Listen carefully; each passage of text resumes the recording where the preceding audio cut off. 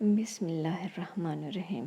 سورہ الاعقاف آیت نمبر 15 سے 18 تک میں اللہ پاک فرماتا ہے، اور ہم نے انسان کو اپنے والدین کے ساتھ بھلائی کرنے کا حکم دیا۔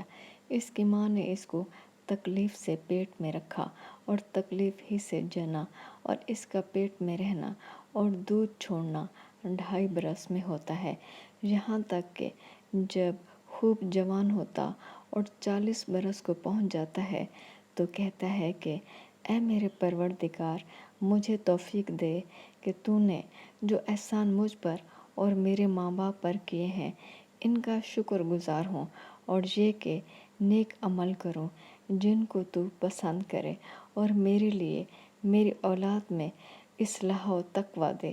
میں تیری طرف رجوع کرتا ہوں اور میں فرما برداروں میں ہوں۔ یہی لوگ ہیں جن کے اعمال نیک ہم قبول کریں گے اور ان کے گناہوں سے درگزر فرمائیں گے، اور یہی اہل جنت میں ہوں گے۔ یہ سچا وعدہ ہے جو ان سے کیا جاتا تھا۔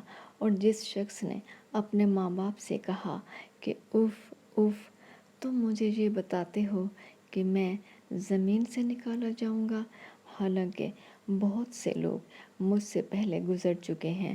اور وہ دونوں اللہ کے جناب میں فریاد کرتے ہوئے کہتے تھے کہ کمبخت، ایمان لا، اللہ کا وعدہ سچا ہے۔ تو کہنے لگا، یہ تو پہلے لوگوں کی کہانیاں ہیں۔